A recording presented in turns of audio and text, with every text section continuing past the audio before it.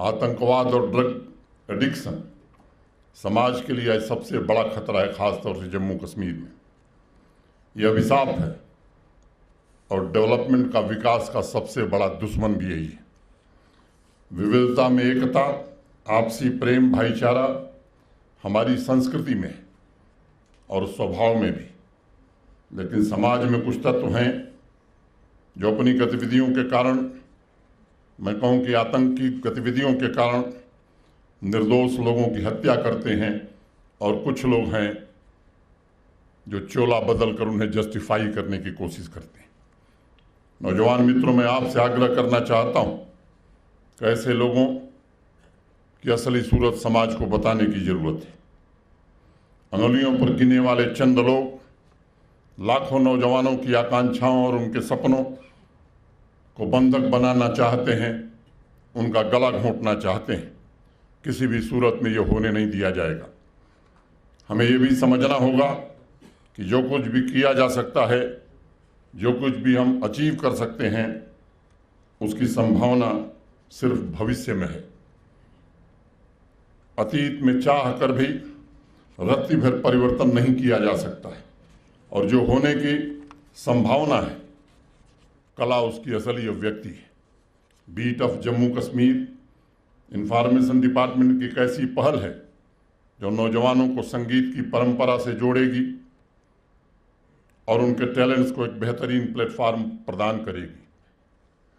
आज भारत का मीडिया विश्व का सबसे वाइब्रेंट मीडिया जाना जाता है। इंटरनेट यूजर्स की संख्या के मामले में पूरी दुनिया में आज बहुत कम संख्या के आधार पर नंबर 2 पर है, आप नंबर 1 भी मान सकते हैं।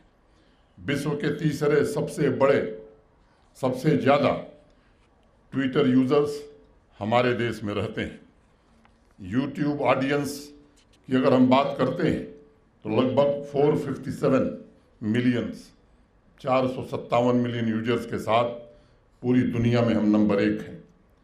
विश्व के सबसे ज़्यादा फेसबुक यूजर्स यानी 330 मिलियन, 330 मिलियन यूजर्स हमारे देश में हैं, और दूसरे स्थान पर है हम। विश्व में सबसे ज़्यादा 230 मिलियन इंस्टाग्राम यूजर्स हमारे देश में। लिंक्डइन यूजर्स की दूसरी सबसे बड़ी संख्या भी हमारे देश में रहती है। सबसे ज़्यादा व्हाट्सएप यूजर्स यानी लगभग 390 मिलियन हिंदुस्तान में रहते हैं। स्नैपचैट में विश्व की सबसे ज़्यादा यूजर्स हमारे देश में रहते हैं। इसके साथ ही साथ परंपरागत मीडिया सेक्टर में विश्व में सबसे ज़्यादा अखबार भी हिंदुस्तान में ही निकलता है, और विश्व में सबसे ज़्यादा न्यूज़ चैनल का प्रसारण भी हमारे देश में होता है। इतने सारे मास मीडिया के टूल्स के उपलब्ध होने की वजह से जहां इंफॉर्मेशन भेजने में सुविधा हुई है, वहीं दूसरी तरफ डिसइंफॉर्मेशन की चुनौती भी खड़ी हुई है। प्रेस के अधिकार, सिविल राइट्स, प्राइवेसी, पत्रकारों के विचारों के व्यक्ति की स्वतंत्रता सुरक्षित रखते हुए जहां आपको सही सूचना पहुंचानी है, वहीं मुझे लगता है कि एक और जिम्मेदारी है, वो अनरेगुलेटेड वर्चुअल वर्ल्ड में डिसइंफॉर्मेशन की चुनौती से निपटना भी है आपको। मैं मीडिया की पूर्ण स्वतंत्रता का पक्षधर हूं। मैं अभिव्यक्ति की आज़ादी में यकीन रखता हूं, लेकिन ये बात हमें बराबर ध्यान में रखनी होगी कि अभिव्यक्ति की स्वतंत्रता कभी भी देश की अखंडता और अस्मिता से बड़ी नहीं हो सकती। अगर कोई देश की अखंडता और अस्मिता का हनन करता है तो फिर हमें विचार करना होगा, और इसीलिए हमारे संविधान निर्माताओं ने फ्रीडम ऑफ एक्सप्रेशन का जब अधिकार दिया तो वहीं इस बात का भी जिक्र किया, रीजनेबल रिस्ट्रिक्शंस का भी प्राविधान किया।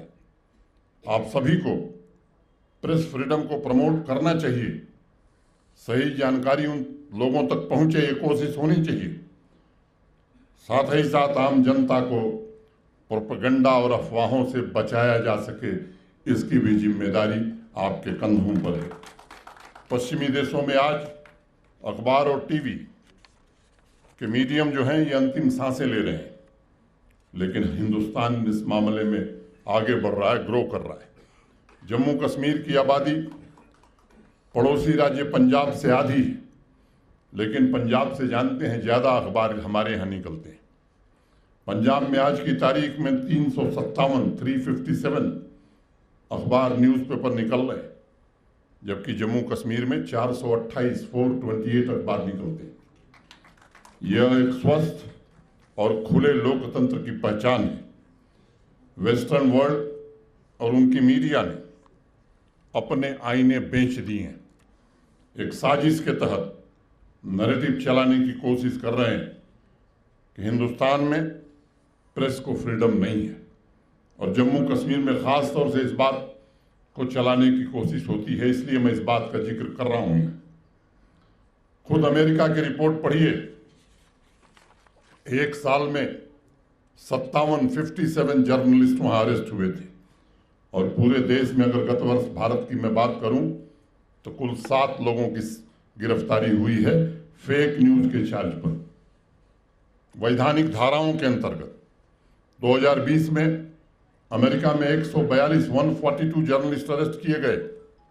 उस साल हमारे देश में मात्र 4 जर्नलिस्ट क्रिमिनल केसेस में अरेस्ट हुए।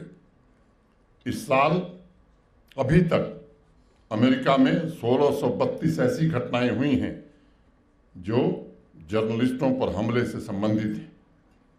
मैं बाकी देशों का जिक्र इसलिए नहीं कर रहा हूं कि वहां की स्थिति अमेरिका से भी खराब है, गंभीर है।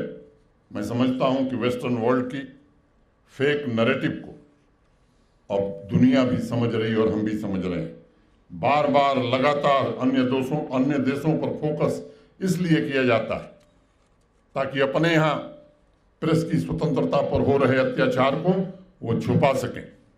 ये तथ्य सभी मास्टर कम्युनिकेटर्स को समझना होगा, जानना होगा, और फॉल्स प्रोपेगेंडा को काउंटर भी करना होगा।